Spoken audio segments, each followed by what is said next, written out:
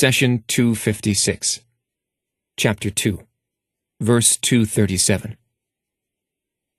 And if you divorce your wives before consummating the marriage, but after fixing a bride gift for them, then give them half of what you had previously fixed, unless they waive their right, or unless the one who holds the marriage tie waives the right.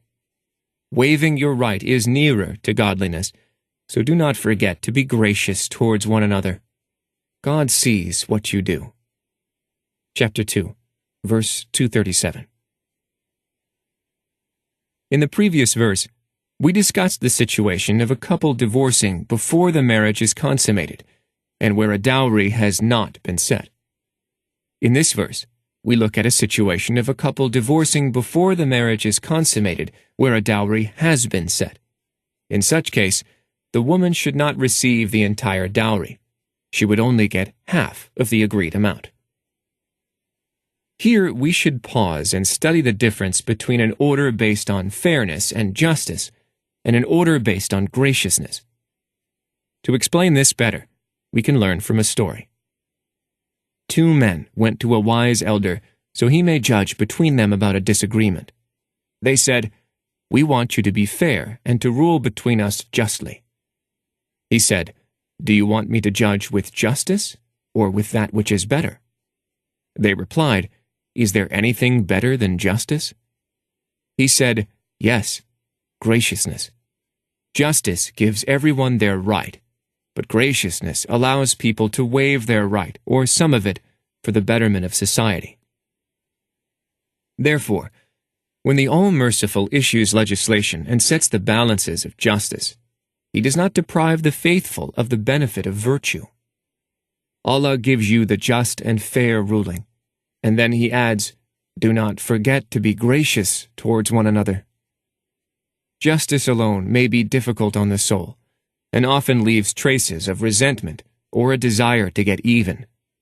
On the other hand, when one party is gracious towards the other, all ill feelings are extinguished. Here you may wonder, how can being fair leave some people bitter? We answer that when two people are in disagreement, each one is convinced that he is right and the other is wrong. It is possible that each party only sees circumstances that supports his or her point of view. Thus, if we adhere to justice alone, one or both parties may feel that they were robbed of their right.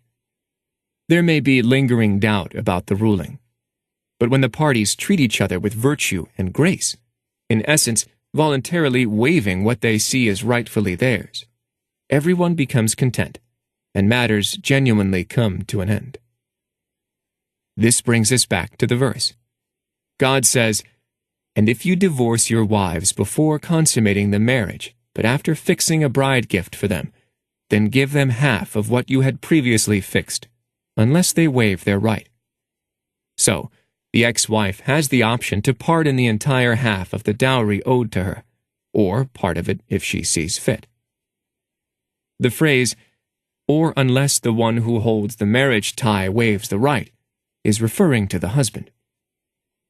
Some scholars disagreed and said that the guardian, in most cases the father of the bride, is meant here, but the context of the verse actually refers to the husband.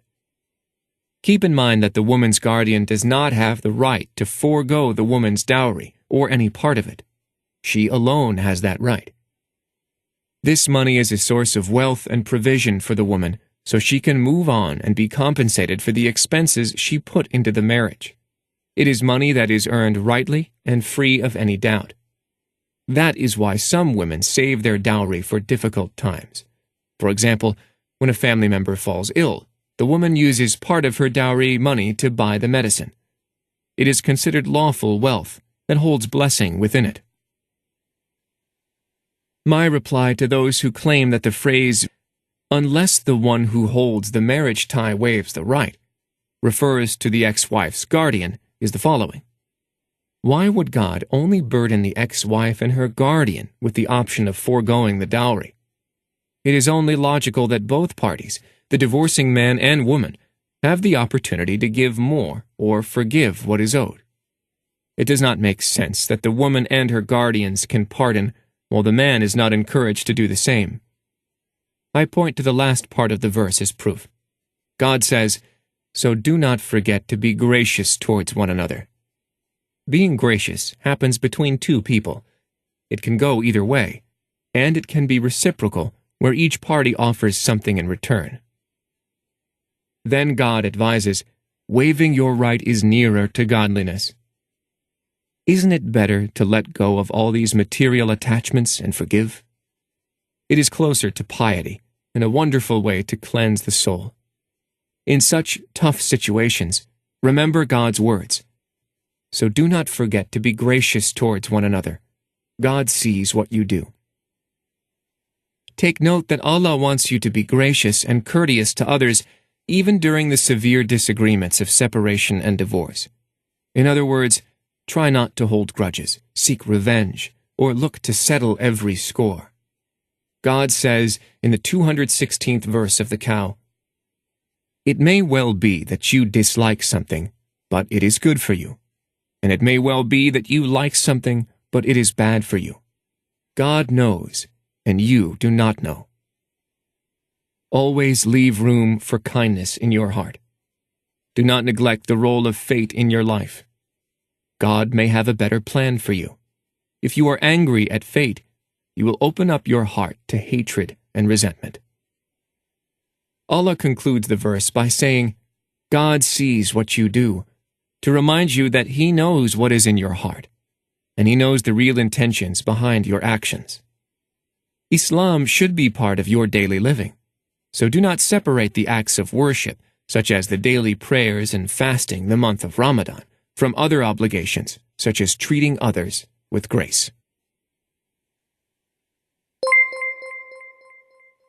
The messenger said, "My Lord, my people treat this Quran as something to be ignored." Chapter 25, verse 30. Do not abandon God's book. Please take a moment to subscribe and to share with your family and friends. Visit us at www.qurangarden.com.